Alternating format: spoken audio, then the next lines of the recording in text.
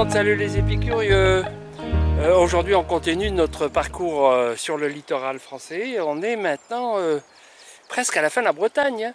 On est sur les Côtes d'Armor. Alors après évidemment il y aura l'île et Vilaine. Mais si vous n'avez pas suivi les autres épisodes, eh bien regardez dans la description. Il y a tout depuis les Pyrénées orientales jusqu'à ici. Et puis c'est pas fini parce qu'après on fera la Normandie, la Picardie. Peut-être. Peut-être on ne sait pas parce que là quand vous verrez cette vidéo vous serez peut-être en plein été, en tous les cas bien au chaud. Et nous c'est la première fois qu'on a vraiment chaud là, hein, ouais. Sur le parcours, hein. Jusqu'à présent on a eu le vent, la pluie et là on commence dans les beaux jours. Eh bien on va vous présenter la Côte d'Armor et la suite dans ce vlog numéro 11. Et si vous ne connaissez pas les Côtes d'Armor, eh bien vous avez tort. On va vous promener ici.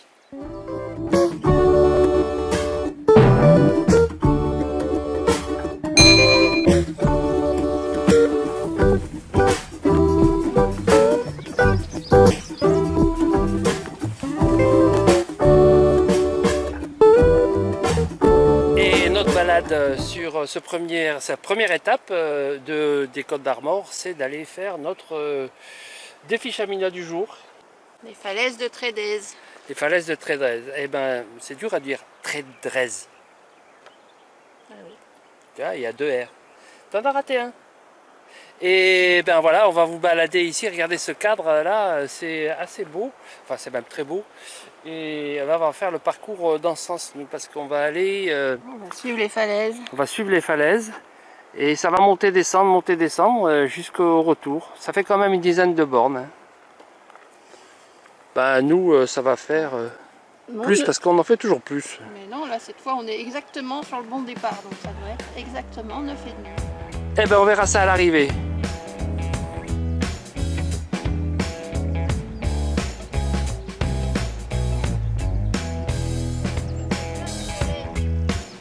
Oh, j'ai déjà pris les toiles d'araignée pour te dégager le passage. Mais tu m'envoies plein de pollen. Et t'es allergique?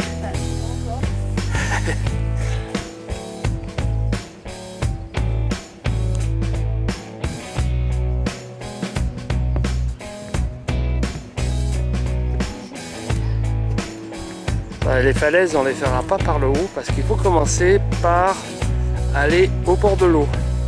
C'est assez raide, hein?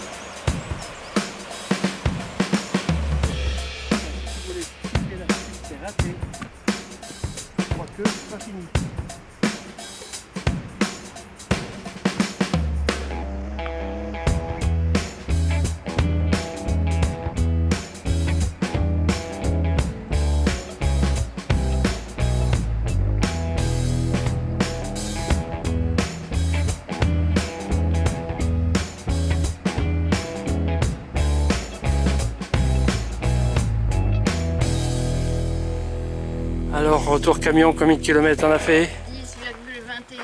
Oh, tu vois, je t'avais dit que ça ferait plus de 9,5. On fait toujours plus. Ça inclut tous les pas de la journée, donc peut-être ce matin on a fait des Oh, pas. ce matin, t'as fait quoi? Des pas? T'as fait juste le petit déjeuner? Je suis allée à la poubelle. Bon, ceci dit, il a fallu trouver une place pour le soir et on se gare dans une aire communale à côté d'un camion de pompiers. Ça nous intrigue, pas les chèvres que l'on voit ici, parce qu'elles étaient déjà originales, mais parce que voici ce qui nous attendait. Éteignez le feu! Éteignez le feu! Bon, ben vous avez gagné le lot. Merci Alain. Le voilà, prenez-le. Wow, magnifique! Wow. Allez, maintenant ça va! Attends, faut dire merci! Merci beaucoup! Et merci! Merci à Bipez-vous! Bipez-vous! Et voilà comment Maëva et Conrad ont gagné le lot promis. Et pour un camion enseignement pompier, c'est quand même pas mal de gagner un kit anti-incendie.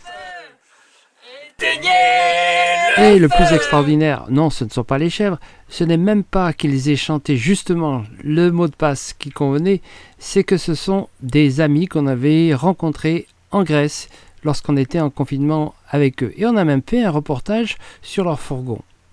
Regardez ce reportage sur ce tuto.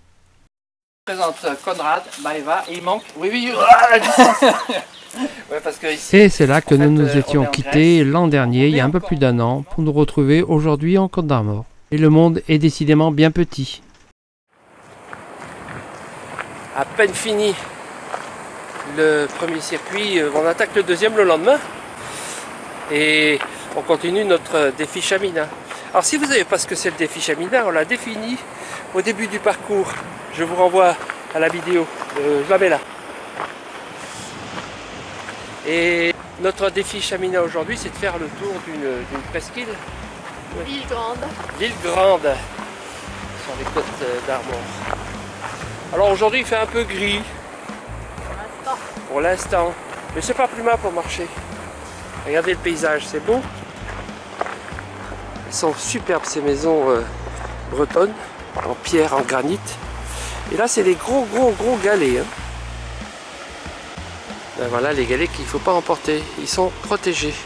Ils protègent les maisons qui sont de l'autre côté des grandes marées. Ça sert de digue naturelle. Interdiction d'emporter les galets. Puis la mer elle semble vraiment agitée aujourd'hui. Enfin elle commence à être agitée parce que pour l'instant elle était tellement calme. Alors On y fait des rencontres originales, mais pas obligatoirement celles qu'on espérait, car la station ornithologique de l'île Grande était fermée ce jour-là. Et on n'a pas pu voir ces espèces qu'on n'a pu voir qu'en photo. Nous prenons ensuite la route de Tréguier et c'est au fond de ce fjord que nous trouvons un coin vraiment très agréable, au bord de l'eau. Tréguier est la capitale historique du Trégor. On décide d'aller visiter la ville, c'est jour de marché en plus, et on va voir cette cathédrale et les maisons à pans de bois, et sûrement trouver un bon resto. on sort du marché de Tréguier. Et on a fait des achats encore gourmands. Alors bon, peut-être pas le radis, mais du radis. Si, c'est bon le radis. Ah oui, mais on ne peut pas parler d'achats gourmands. En tous les cas, d'achats originaux, comme les betteraves. Mais ce qui est original, c'est ça par exemple. Alors ça, c'est un parmentier, pomme, boudin, pomme. Ça, c'est original. On ne connaît pas. Et ça, c'est un phare breton. Un phare breton, bon, vous connaissez déjà. Encore un phare breton. Ça, c'est original, ça. C'est la terrine locale, je ne sais plus le nom, mais qui est aux trompettes de la mort et au whisky. Par un charcutier bio qui est médaillé, cette terrine. Ah ouais, et médaillé. C'est Henriette. Ah oui, c'est Henriette. Elle a un site, hein. Elle livre à la maison. Bon, si vous habitez dans le coin, c'est bon. Et puis, encore des choses bonnes chez le même. Hein. Alors ça, c'est une tranche de jambon à l'os. Quand vous avez vu le jambon qu'elle avait, au miel et je sais plus, aux épices. Et bien quand on a vu ça, on a craqué. Et puis aussi ça, c'est original. C'est de l'ajout. Ah oui. L'ajout, oh, ça sent bon. Oui, ça sent bon. Oh là là, qu'est-ce qu'on va se mettre.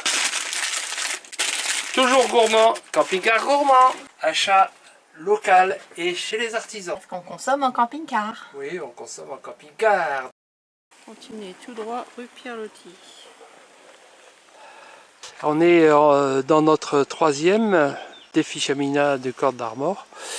Le défi de Pierre-Loti, numéro 6. Comme vous le voyez sur ces images, malgré le temps gris, on profite de la baie de Paimpol dans un cadre très agréable. On rencontre une petite chapelle aussi. Et voilà, on retourne ensuite dans notre coin, où du haut de notre falaise, on peut profiter d'une très belle vue. Et nous profitons de ce coin sauvage car le lendemain nous sommes au Cap Fréhel et là il y a un peu plus de monde. On est ici et on va aller faire le Cap Fréhel, le GR, le Fort Lalatte et après on revient par là je crois.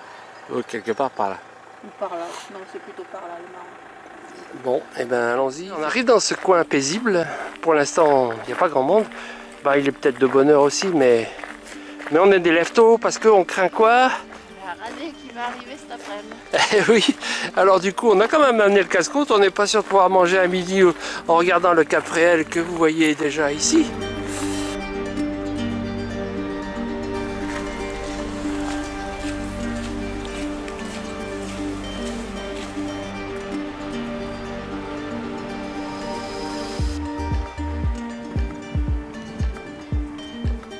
Eh oui, on commence à avoir chaud malgré les 12 degrés du matin. Quand on marche en parc ouvert et on se découvre. Nous y voilà. Presque. Et faut être positif. Il y a encore une bonne descente et une bonne montée, mais on y arrive. Cap Fréhel. Rempli d'oiseaux dans toutes les falaises.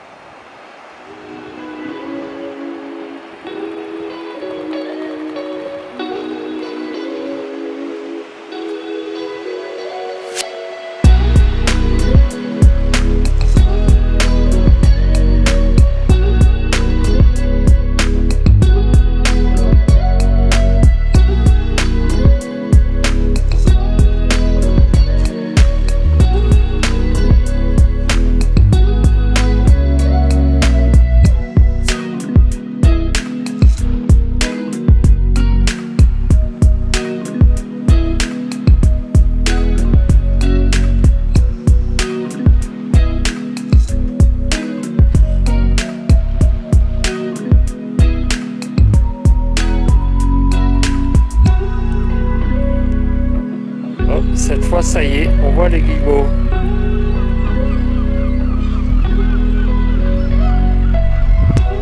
Ah, qu'est-ce qu'il y a comme oiseau sur ce tas de cailloux? Ça piaille, hein?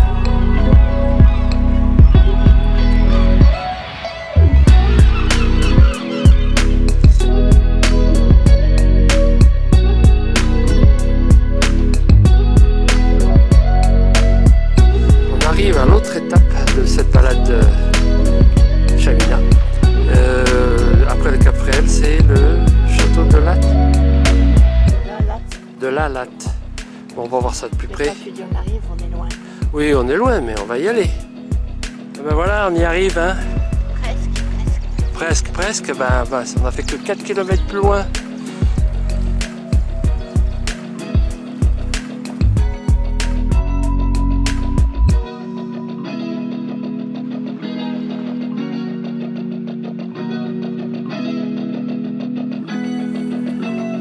Vous voyez ça? Et ben c'est là où on était tout à l'heure. On a atteint le point de vue et la dernière étape de ce 4e de notre série Défi Chamina. Et avant de quitter les Côtes d'Armor, on visite Dinan et on va d'ailleurs en profiter pour faire quelques achats dont je vais vous parler tout à l'heure.